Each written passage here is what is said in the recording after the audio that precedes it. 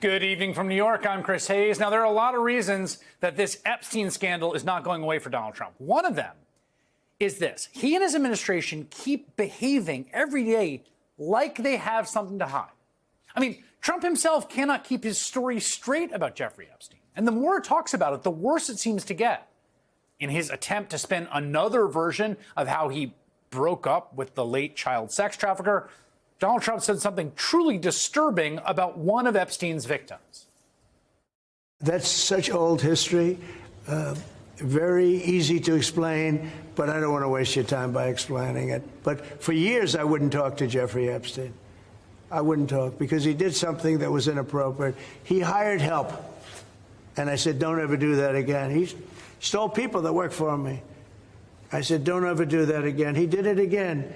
And I threw him out of the place, persona non grata. I threw him out, and that was it. I'm glad I did, if you want to know the truth. So that was Trump yesterday at his Scotland golf resort, which, by the way, he's promoting flying there on the taxpayer dime, saying he stole people that worked for me. Did he really mean that? Today we learned the answer was yes. People were taken out of the spa, hired by him. In other words, gone. And other people would come and complain, this guy is taking people from the spa. I didn't know that. And then when I heard about it, I told him, I said, listen, we don't want you taking our people, whether it was spa or not spa. I don't want him taking people. And he was fine. And then not too long after that, he did it again. And I said, out of here. That was audio that we got from Air Force One. We had only the audio. Spa or not spa, don't take my people. So Donald Trump now says that he ejected the world's most notorious trafficker and abuser of minor women and girls from his life because the guy kept stealing his spa workers. You split up the friendship 15 years because he was grooming and recruiting your staff to go abuse them, but you didn't do anything about it? It's a very strange thing to say. It's also a narrative that, like so much with Trump, has just this little kernel of truth buried inside it. Virginia Roberts was working in the spa at Donald Trump's Mar-a-Lago club in Palm Beach when British socialite Ghislaine Maxwell introduced her to multimillionaire Jeffrey Epstein. The training started immediately. I mean, it was everything down to how to give a blowjob, how to be quiet, be subservient, give Jeffrey what he wants. That woman, who later changed her name to Virginia Giuffre, was 16 when she was indeed recruited from Mar-a-Lago by Maxwell, not Epstein. And after breaking free of Epstein, she became a really outspoken advocate for her fellow victims. She led them in multiple lawsuits. Giuffre died by suicide earlier this year. So was she who Trump was talking about? Mr. President, did one of those stolen, persons, that include Virginia Giuffre? I don't know. I think she worked at the spa. I think so. I think that was one of the people. Yep. He stole her. Yep, he stole her. Definitely the worst thing that Jeffrey Epstein did was hire someone away from Donald Trump. That is Donald Trump referring to the teenage sexual assault victim recruited from his club by Ghislaine Maxwell and Jeffrey Epstein. He stole her. And so that's why the two men stopped hanging out. Well, actually, probably not, since we've got actual timestamps on all this. Virginia Giuffre left Mar-a-Lago with Ghislaine Maxwell in the year 2000. Trump was still socializing with Epstein long after that. In fact, it was just 2 years later, after Giuffre was recruited out of the spa, when Trump told New York Magazine in 2002 that Jeff is a, quote, terrific guy, a lot of fun to be with. It is even said he likes beautiful women as much as I do, and many of them are on the younger side.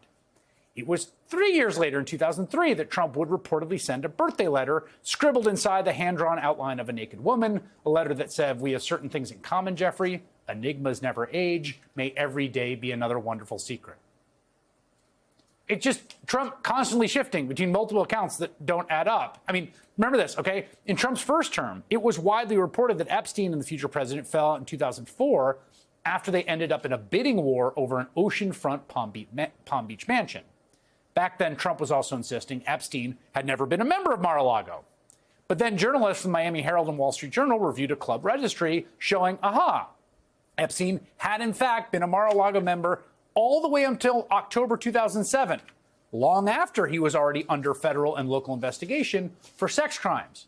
In fact, multiple club members told reporters that Trump severed ties with Epstein after the disgraced financier hit on the teenage daughter of a Mar-a-Lago member, threatening the Trump brand of glitz and glamour. So after that report, Trump changed his story, started telling people, yeah, he was a member and I did throw Epstein out of his club. But he never went into the reasons for their falling out. Until today, it still doesn't add up, any more than the previous stories he's told, all of which he grafted onto the back of this news story yesterday. It's a hoax that's been built up way beyond proportion. I can say this, those files were run by the worst scum on earth. They were run by Comey, they were run by Garland, they were run by Biden. I was running against somebody that ran the files. If they had something, they would have released. Now, they can easily put something in the files that's a phony. They say there's a drawing of a woman, and I don't do drawings of women. And by the way, I never went to the island, and Bill Clinton went there supposedly 28 times. I never went to the island, but Larry Summers, I hear, went there. He was the head of Harvard. And many other people that are very big people. Nobody ever talks about them. I never had the privilege of going to his island, and I did turn it down, but a lot of people in Palm Beach were invited to his island. In one of my very good moments, I turned it down. I didn't want to go to his island. You gotta love Donald Trump patting himself on the back for not going to Jeffrey Epstein's island. So what story he's trying to tell? Like, the files are fake. They were run by the worst scum of the earth. They might have put stuff in there. I never wrote that letter. I'm suing Rupert Murdoch over it. Again, it's not just a rhetorical question. It's something the Trump administration officials are wildly trying to discern, right? Their job is to kind of come up with whatever the kind of cover story is here, including Attorney General Pam Bondi, who promised the Epstein files were on her desk for release in February, and then turned around and said, look, nothing to see here. Early this month, we're not releasing anything else. She also released a video, a recording outside Jeffrey Epstein's prison cell the night he died, a video that was, as many people immediately pointed out, missing at least a minute. And then she really stumbled to explain why that minute was missing. Today, a government official with knowledge of the investigation tells CBS News that the DOJ is in possession of the raw footage that it's not missing a minute. So the question is, why didn't Bondi release that tape? Why would she give what appears to be a false explanation for the gap in the tape she did release, saying every tape had that gap? Again, I don't know. I really don't know. DOJ declined to comment to CBS. I don't know the truth here. Like, I am inclined to believe that Jeffrey Epstein did kill himself. I don't know what's in the files. I don't know what Donald Trump did or didn't do with Jeffrey Epstein. They hung out a lot, as you see there. I went into this thinking that largely this had been constructed on a real horrible serial predator, an unbelievable miscarriage of justice in that initial deal with Jeffrey Epstein. But all these shifting stories and the half-truths, they sure start to sound like a cover-up of some sort. And they are all coming after the sketchiest developments so far. Last week, Trump's former personal lawyer, now the number 2 at the Department of Justice, sat down for 2 full days of conversation with Epstein's chief accomplice, convicted child sex trafficker Ghislaine Maxwell.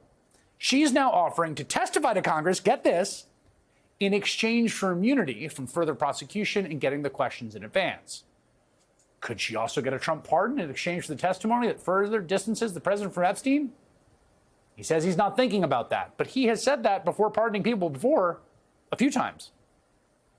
Again, we know they were friends. We know they were associates. We got some, information that's confirmed. Look at your screen.